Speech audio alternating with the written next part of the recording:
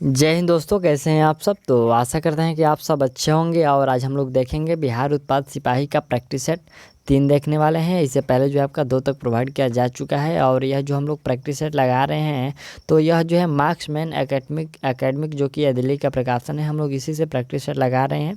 इसमें टोटल आपको 25 सेट है, जिसमें आपको 20 जो है मॉडल सेट है और 5 जो है आपका प्रीवियस ईयर है। तो हम लोग प्रतिदिन इसको 2-2 सेट देखेंगे। और आपका जो एग्ज़ाम का समय बचा हुआ है उसमें बहुत ही आपको कम समय बचा हुआ है, तो आप लोग इस सेट को लगाइएगा। और चलिए हम लोग इसको शुरू कर लेते हैं। यहाँ से आपका जो पहला प्रश्न है, कह रहे कि 1526 ईस्वी में किसकी महत्वपूर्ण पराजय ने भारत में पहली बार बाबर को मजबूती से स्थापित होने का अवसर दिया। इसमें प्रश्न है कि किसकी हार, यानी कि 1526 ईस्वी में किसकी हार हुई जिसके बावजूद जो है बाबर को मजबूती प्रदान हुआ था। तो उसमें जो है इब्राहिम लोदी का हार हुआ था, जो कि यह पानीपत का प्रथम युद्ध था। इसमें जो इब्राहिम लोदी है उनकी हार हो गई, तो इसलिए जो बाबर का जो पक्ष था वो मजबूत हो गया। ठीक, चलिए दूसरा जो प्रश्न है कि औरंगजेब द्वारा मृत्यु और धर्म परिवर्तन में से किस एक को चुने जाने का प्रस्ताव देने पर किस सिख गुरु ने मृत्यु को चुना एवं उसे मृत्यु दंड दिया गया। तो देखिए, यह जो मृत्यु को चुना गया था, यह गुरु तेज बहादुर के द्वारा मृत्यु को चुना गया था, जिनके उसको जो है मृत्युदंड दिया गया था। तीसरा जो प्रश्न है कि निम्न में से कौन स्वतंत्रता आंदोलन में से नरमपंथी नेता था। यहाँ पर नरमपंथी नेता है, यहाँ जो सुरेंद्र नाथ बनर्जी है वो नरमपंथी थे। और बाकी जो थे आपको लाला लाजपत राय, बिपिन चंद्रपाल और ये बाल गंगाधर तिलक, ये तीनों जो थे एक गर्मपंथी दल के थे। ठीक, चलिए चौथा जो प्रश्न हम लोग का है कि प्रसिद्ध असहयोग प्रस्ताव को भारतीय राष्ट्रीय कांग्रेस के एक विशेष अधिवेशन जो कि सितंबर 1920 में स्वीकृत दी गई, यह अधिवेशन कहाँ हुआ था। तो यह जो 1920 वाला अधिवेशन है ये आपको कोलकाता में हुआ था। राइट आंसर आप लोग भी कर लीजिएगा। चलिए पांचवा प्रश्न है कि निम्न में से किस पूर्व राष्ट्रवादी नेता ने इंग्लैंड में कार्य करते हुए भारतीय राष्ट्रीय कांग्रेस के पक्ष में जमानत को संगठित किया। यहाँ पर जमानत को संगठित किया, तो यह संगठित किया गया था दादा भाई नौरोजी के द्वारा, यानी कि ऑप्शन जो डी है आपका करेक्ट है। ठीक, चलिए अगला प्रश्न है कि भारतीय स्वाधीनता के समय भारतीय राष्ट्रीय कांग्रेस के अध्यक्ष थे। कौन अध्यक्ष थे। तो उस समय अध्यक्ष थे यहाँ पर JV कृपलानी। राइट आंसर आप लोग भी कर लीजिएगा। चलिए अगला प्रश्न है कि जालियांवाला बाग हत्याकांड के लिए जो जिम्मेवार जनरल डायल को गोली मारी, यानी कि जलियांवाला बाग के लिए जो जिम्मेवार जनरल डायर को जो गोली मारी थी वह किसने मारी थी। तो देखिए यहाँ से वह मारे थे उनको गोली, यहाँ पर 4 ऑप्शन दिए गए हैं। सोहन सिंह भकना ने, BVS आयर ने, और हसरत मोहनी ने, और फिर उधम सिंह ने। तो देखिए यह जो गोली मारा गया था यह उधम सिंह के द्वारा मारा गया था। ठीक, चलिए अगला प्रश्न है कि भारत में रेल मार्ग एवं टेलीग्राफ किसने चालू की थी। तो देखिए रेल मार्ग और जो टेलीग्राफ है ये सभी जो चालू हुए थे आपको लॉर्ड डलहौजी के शासनकाल में चालू हुए थे। ठीक, चलिए अगला यहाँ से हम लोग का प्रश्न है कि Bengal unit of power Bengal divided will pull, यहाँ पर पुल सेवरल डिफेंस, यहाँ पर डिफरेंस, तो जो वे यह जो है किसकी युक्ति है। ये पूरा युक्ति जो दिया गया है ये किसकी युक्ति है। तो यह युक्ति है आपको रिस्ले के हैं। ठीक, राइट आंसर आप लोग डी कर लीजिएगा, रिस्ले के हैं। और अगला जो प्रश्न है कि आत्मा की सब कुछ है, यहाँ पर आत्मा ही सब कुछ है एवं सब कुछ ही आत्मा है। देखिए आत्मा ही सब कुछ है एवं सब कुछ ही आत्मा है, यह जो सिद्धांत है यह किसका है। तो देखिए यह सिद्धांत है आपको यहाँ पर सर्वेश्वर वादात्मकवाद, यहाँ पर क्या लिखा गया जी, सर्वेश्वर है और वादात्मकवाद जो है उसी का ये सिद्धांत है। ठीक, आप लोग ऑप्शन जो है सी आप लोग राइट आंसर कर लीजिएगा। चलिए अगला प्रश्न है कि सिंधु घाटी सभ्यता की खोज की गई। तो सिंधु घाटी सभ्यता का जो खोज है यह आपको 1922 में किया गया था। ठीक, चलिए अगला प्रश्न है कि किस सुल्तान ने स्वयं को नाइब-ई-खुदाई या ईश्वर का दूत कहा था। देखिए यहाँ पर नाइब-ई-खुदाई और ईश्वर का जो दूत कहा था वह कहे थे आपको बलवन के द्वारा कहा गया था। ठीक, चलिए अगला प्रश्न है कि अपने तीर्थ यात्रा के दौरान चैतन्य का यहाँ पर अपनी तीर्थ यात्रा के दौरान चैतन्य का कहाँ ज्ञानोदय हुआ था?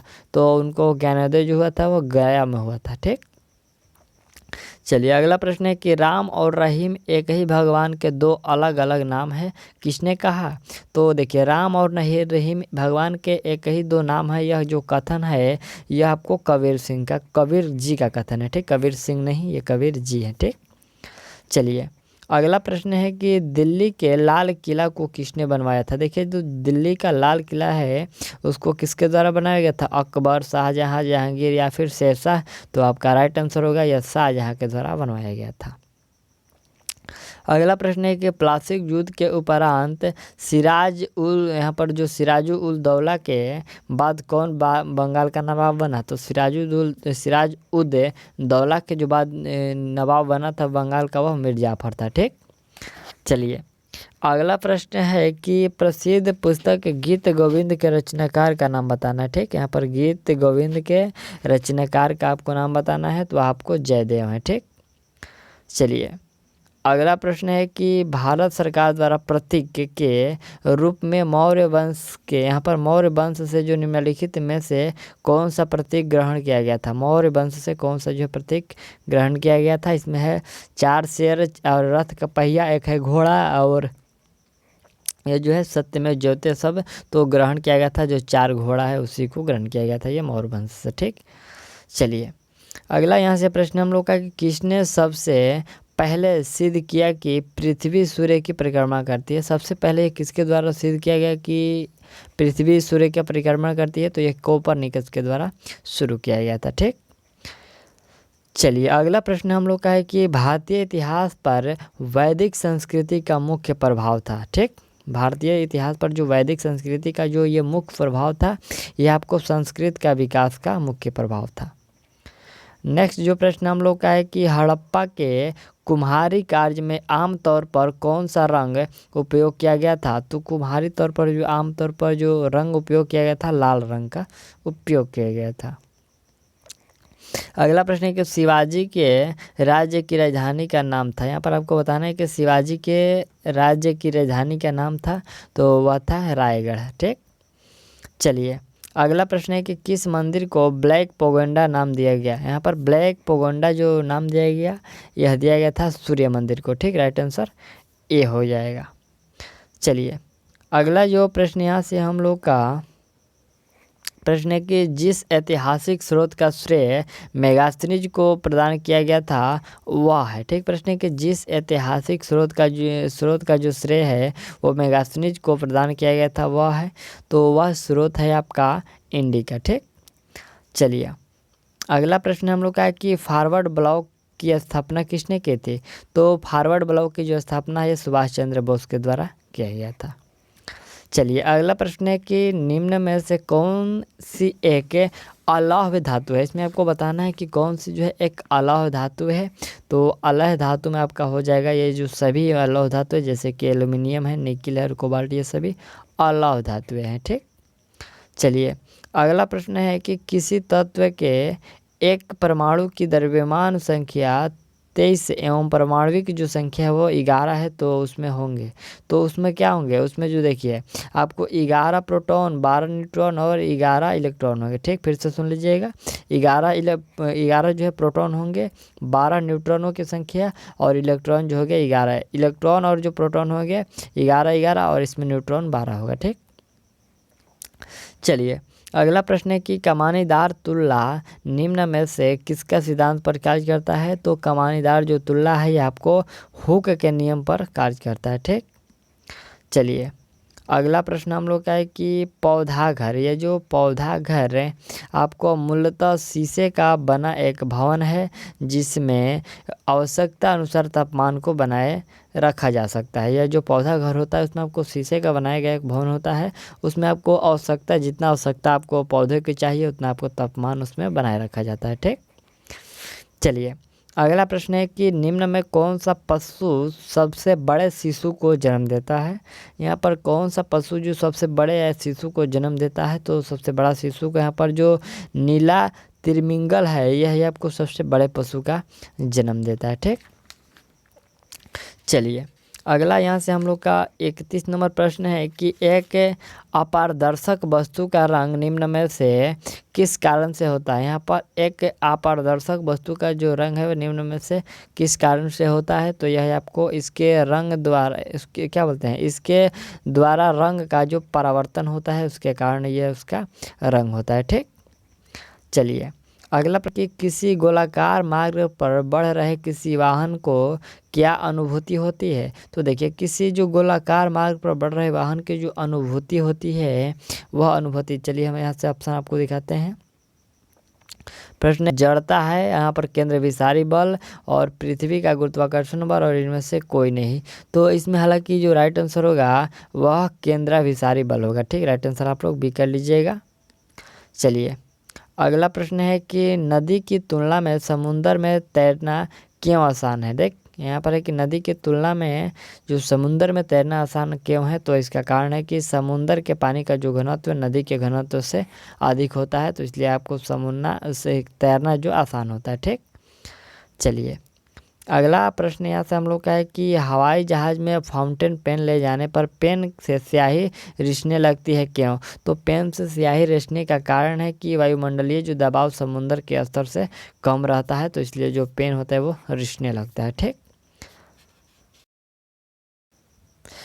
नेक्स्ट जो हम लोग का यहाँ से 35 नंबर प्रश्न कह रहे हैं कि समान तापमान और दबाव पर सभी गैसों के समान आयतन में अणुओं की संख्या बराबर होती है, इस नियम को कहा जाता है। तो देखिए इस नियम को एवोगाद्रो का नियम कहते हैं। ठीक, चलिए अगला प्रश्न है कि निम्न में से किसमें रक्त नहीं होता है। ठीक, पर श्वसन करते हैं। ठीक, प्रश्न कि किसमें रक्त नहीं होता लेकिन वे जो है श्वसन करते हैं, तो वह जो हाइड्रा है उसमें जो रक्त नहीं होता लेकिन वो श्वसन करता है। ठीक, चलिए अगला प्रश्न है कि प्रकाश के वेग को मापा था। यहाँ पर जो प्रकाश का वेग है उसको सबसे पहले कौन ने मापा था, तो रोमर ने मापा था। ठीक, अगला प्रश्न हम लोग का 38 नंबर है कि बिजली की खपत के लिए बिल निम्न में से किसके माप के आधार पर तैयार किया जाता है।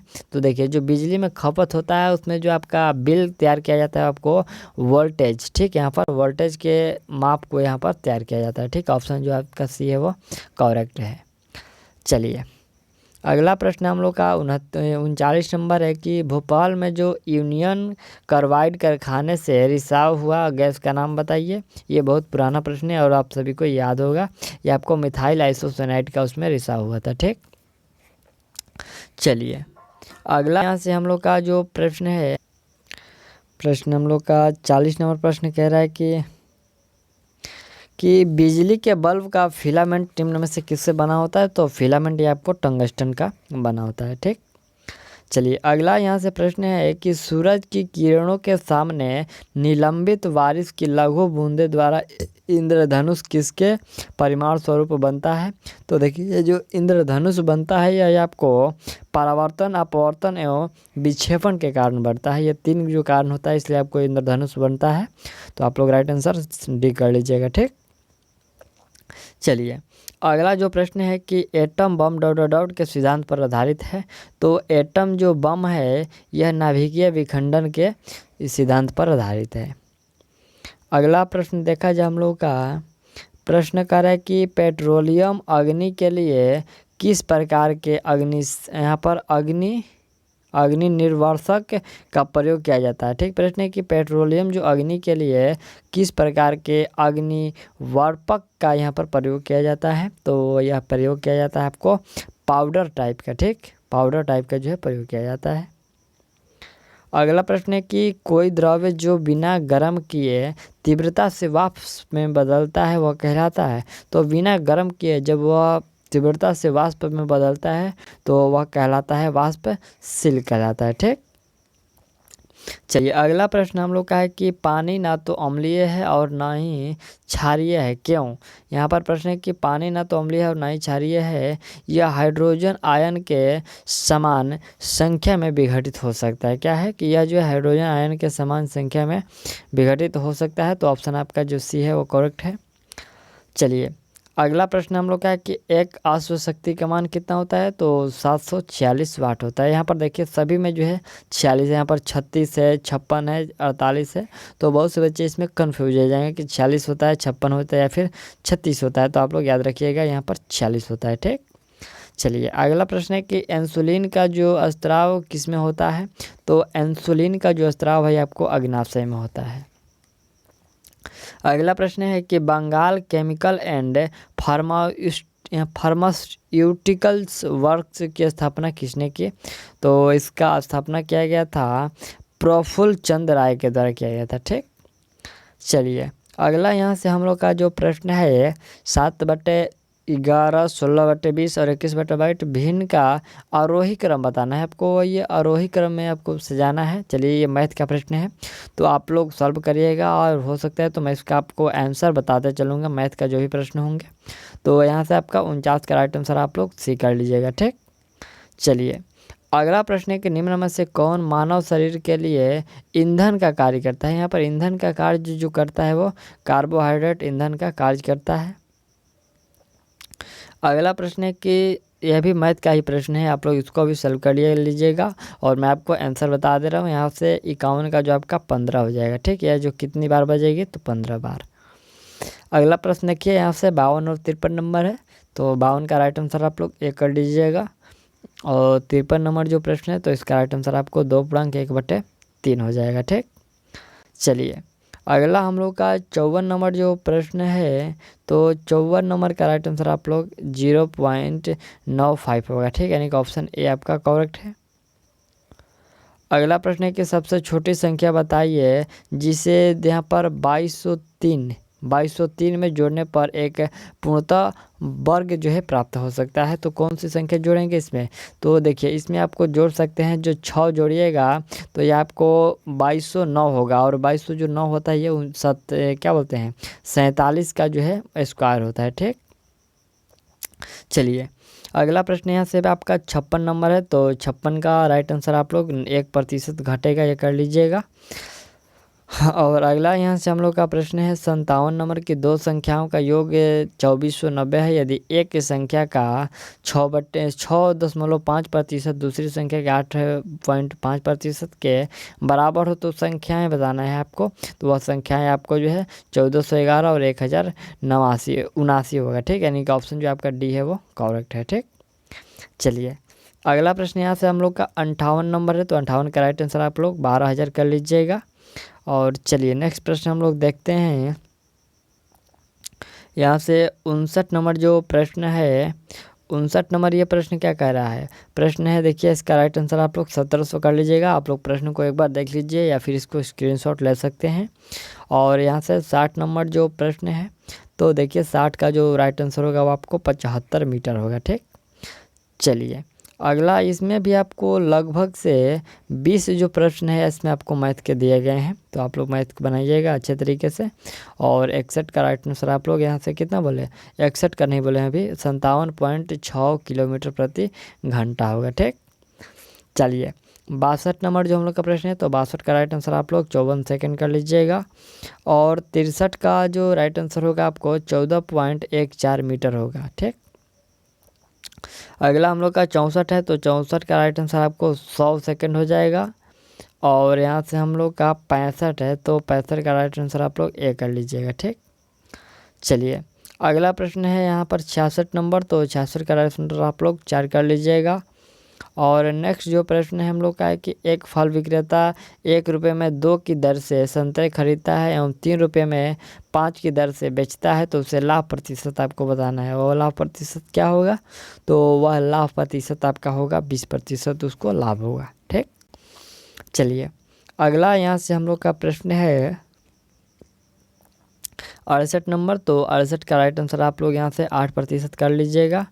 और हम लोग का 69 नंबर है, तो 69 का राइट आंसर आप लोग 91 कर लीजिएगा। ठीक, चलिए यहाँ से हम लोग का अंतिम प्रश्न ये मैथ का है, तो 70 नंबर का जो राइट आंसर होगा आप लोग यहाँ पर 1760 कर लीजिएगा। ठीक, चलिए अगला प्रश्न हम लोग का है कि भारत में रजत क्रांति का संबंध किससे है, तो भारत में रजत क्रांति का जो संबंध है वो अंडे के उत्पादन से है। ठीक, चलिए अगला यहाँ से हम लोग का प्रश्न है 72 नंबर, एक वस्तु का द्रव्यमान उसके भार से भिन्न होती है क्योंकि।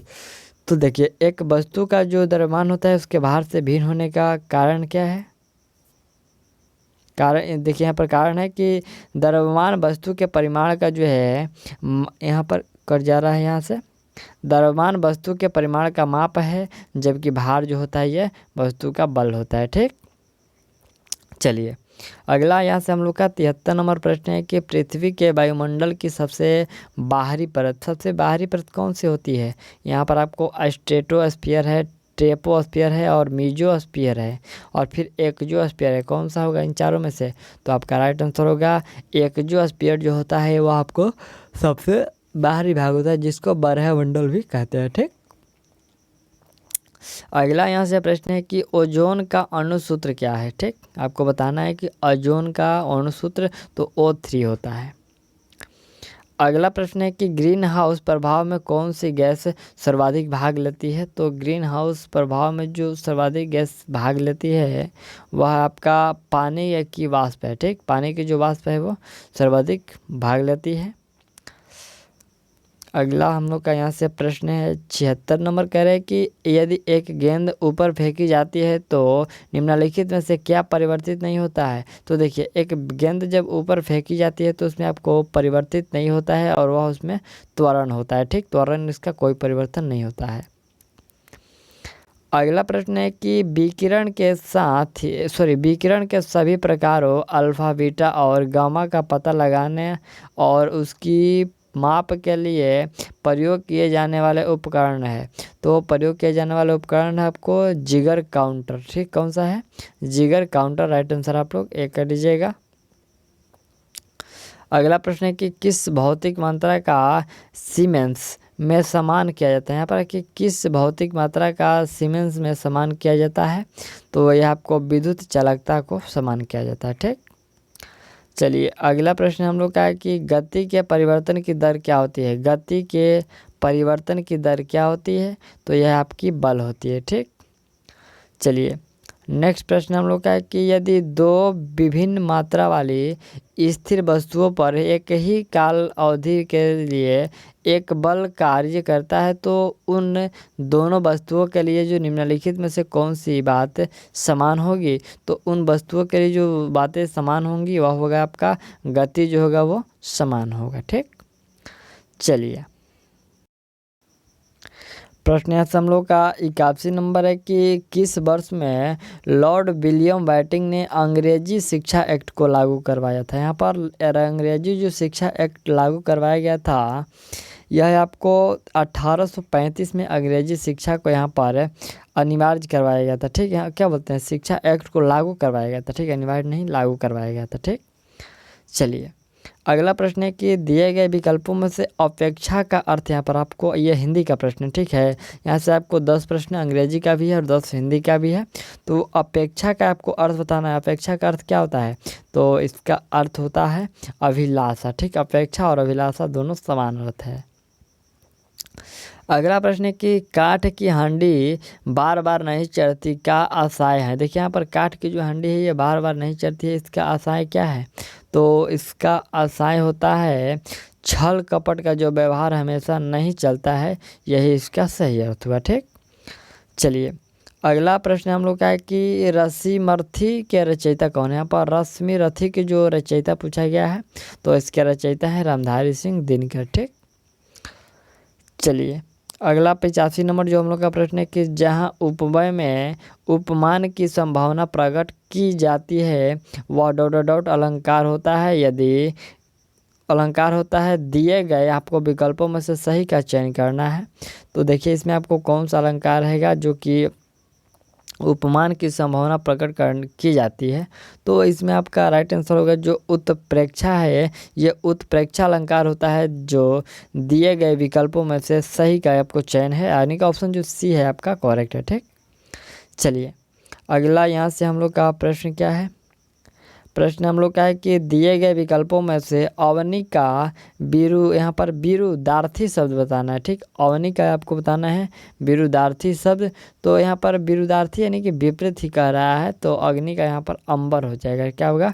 अंबर, जो कि ऑप्शन डी आपका करेक्ट है। ठीक, अगला यहाँ से हम लोग का 87 नंबर प्रश्न है कि कनक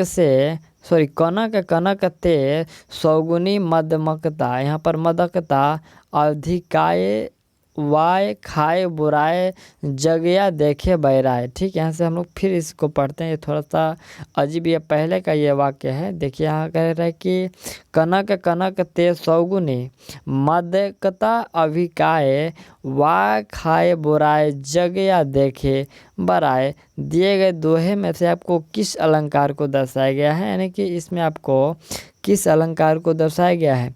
तो इसमें आपका जो राइट आंसर होगा यमक नाम का एक अलंकार है, उसी को इसमें आपको दर्शाया गया है। ठीक, चलिए अगला प्रश्न है हम लोग का 88 नंबर प्रश्न कह रहा है कि भारत की सबसे चौड़ी नदी ब्रह्मपुत्र तथा सबसे लंबी नदी गंगा है। वाक्य में प्रयुक्त शब्द सबसे जो है वह क्या है? यहाँ पर जो वाक्य में सबसे प्रयुक्त हुआ है, तो यह कैसा वाक्य है जो सबसे है? तो यह वाक्य जो है आपका प्रविशेषण है। क्या है? प्रविशेषण है। आप लोग ऑप्शन जो है बी करेक्ट कर लीजिएगा। अगला जो प्रश्न हम लोग का कि चंद रुपए बचाने के चक्कर में कई लोगों में शर्मसार होना पड़ा। यहाँ पर इस वाक्य में जो है प्रयुक्त विशेषण का भेद पहचानना है। तो इसमें प्रयुक्त जो है विशेषण का भाग जो पहचाना है, जैसे कि चंद रुपए बचाने के चक्कर में कई लोगों में शर्मसार होना पड़ा, तो यह आपका जो है अनिश्चित संख्यावाचक, इसमें आपको विशेषण का प्रयोग हुआ है। ठीक, चलिए अगला यहाँ से आपका प्रश्न है कि दिए गए विकल्पों में से स्त्रीलिंग शब्द आपको कौन सा है? देखिए इसमें आपको बताना है कि भ्रमर है, पुदीना है, ले लो पुदीना, और यहाँ से हम लोग का चूल्हा है और काया है। तो इसमें स्त्रीलिंग जो शब्द है वह है आपका काया, जो है स्त्रीलिंग शब्द है, बाकी जो ये सभी है पुल्लिंग शब्द है। ठीक, चलिए अगला यहाँ से हम लोग का प्रश्न ये आपको अंग्रेजी का है, तो आपको ये PDF दे दिया जाएगा, आप लोग सॉल्व कर लीजिएगा। और चलिए हम लोग इसका जो ये प्रैक्टिस जो हम लोग का सेट था वो सेट 3 था, और जो सेट 4 है आपको शाम में प्रोवाइड की जा सकती है। तो मिलते हैं अगले वीडियो में, और तब तक के लिए थैंक्स, ऑल दी बेस्ट।